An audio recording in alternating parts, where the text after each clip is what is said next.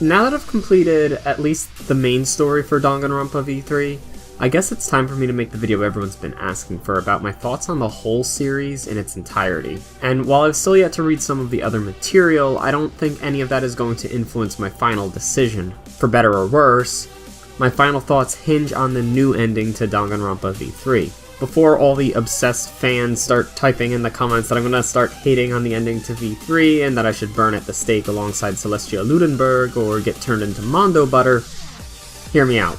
V3's theme was truth and lies, determining what was true out of the various possibilities presented before us, and determining which of these possibilities could even be lies. Using both truth and lies to our advantage, and combating the previous entry's powers of hope and despair, which we had seen as such black and white good and evils, with the power of rejection. See, I think Danganronpa reached a situation similar to Power Rangers. Comparable to the success of Power Rangers in space, Danganronpa 3 and the announcement of V3 led the series to even more popularity. But unfortunately, the ending was a closed course that could only be opened through a completely new path. Power Rangers Lost Galaxy served as a bridge between the Zordon and post-Zordon eras of Power Rangers, which later found ways to bridge the two even closer.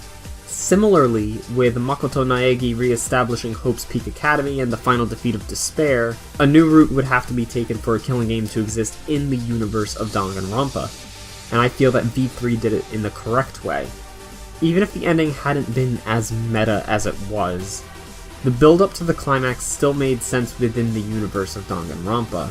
But we're not here to talk about the build-up the game told us, we're here to explore the theme of truth and lies throughout the ending of the series thus far.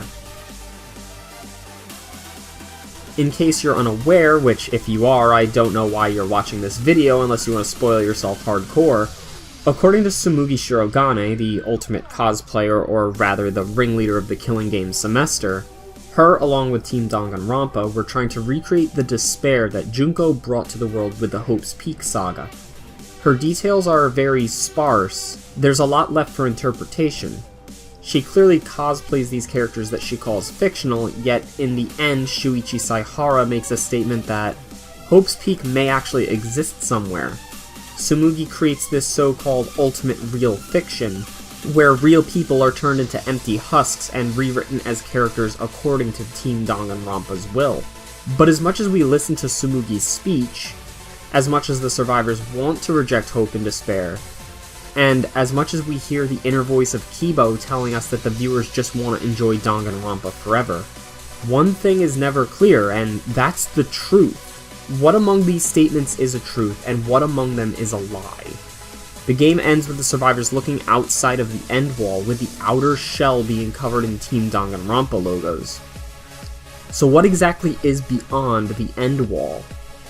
Is it just a studio at Team Danganronpa HQ? Or is it really the remains of the shuttle from the Gopher project? Are you starting to see a trend here? There's a brilliance behind the ending to V3 that sums up my thoughts on the entire series. In essence, the ending doesn't mean one single thing, but many things. The interpretations left towards the ending can be nearly endless, as so many vital details go unmentioned. If Hope's Peak does exist, then what does that say about Tsumugi's Cospox? And if it doesn't, why was there a book with credited research on it? Multiple answers exist for all of these, and many of those multiple answers may be wrong. But we may never know unless the series continues from this exact point. And I get this can be a very dividing sort of ending to something. It feels like everything you worked towards in the past games, in the anime, and the books, it was all for nothing. But I see it differently.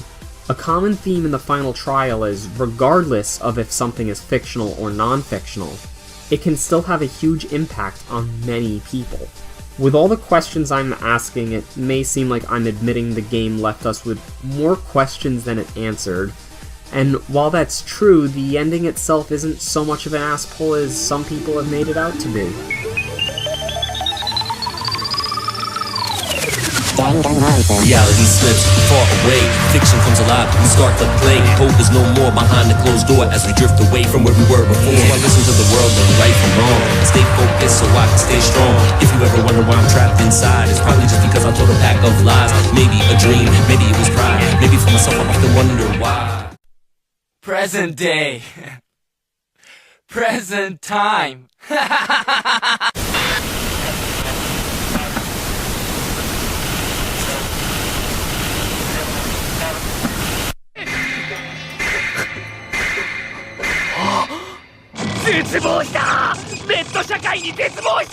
Yeah, the ending is something. It's uncomfortable. It's meta. If you don't like it, fight me.